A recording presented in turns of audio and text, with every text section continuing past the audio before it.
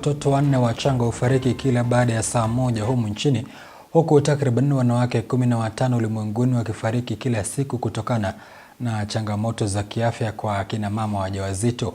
Wakizungumza jijini Nairobi wakati wa kongamano la kimataifa kuhusu afya akina mama wajawazito na watoto wachanga, wataalamu wa afya wameibua hofu kutokana na ongezeko la vifo vinavyohusishwa na ujauzito, huku Wizara ya Afya humu nchini ikiendeleza juhudi za kupunguza vifo hivyo kabla ya mwaka 2030. James Mwangi na taarifa hiyo katika makala yetu ya Undugu Afya.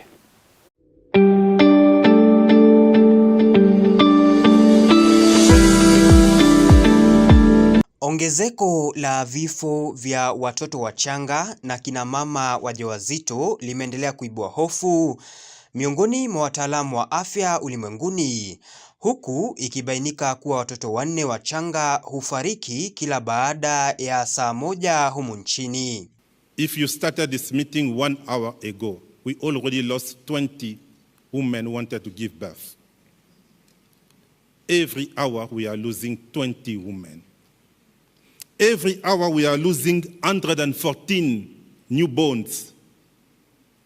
Every hour we are losing 300 children under 5, and this is not acceptable. If you combine these deaths every year, we are losing 3.7 million children. Wakizungumza jijini Nairobi wakati wa kongamano la kimataifa kuhusu afya ya kina mama wajawazito na watoto wachanga lililowaleta pamoja wataalamu wa afya kutoka mataifa 87, wataalamu hao wamebaini kuwa vifo hivyo hutokana na changamoto za kiafya wakati wa kujifungua, ikiwa ni pamoja na ucheleweshwaji wa huduma za afya pamoja na ukosefu wa mitambo ya kuwashughulikia watoto wachanga. Maternal mortality remains unacceptably high. Newborn deaths and stillbirths have persisted. This is not only Kenya's challenge, but a shared global challenge, particularly across the low and middle income countries.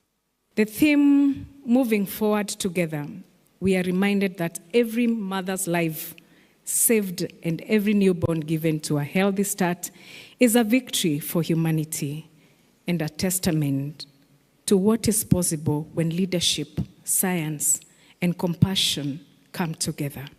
Wizara ya Afya nchini inaendeleza juhudi za kuimarisha huduma kwa kina mama wajawazito na watoto wachanga, huku ikitarajia kuzuia vifo vya takriban watoto wachanga 47,000 ifikapo mwaka wa 2030. Under our digital transformation superhighway, we can tell how many mothers have delivered every minute or every hour, which facility, who attended to that mother.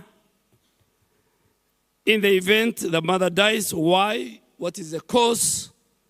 Is it because of blood? Is it because of human resource? Is it because of an emergency? Is it because of late referral? James Mwangi, makala ya Undugu Afya.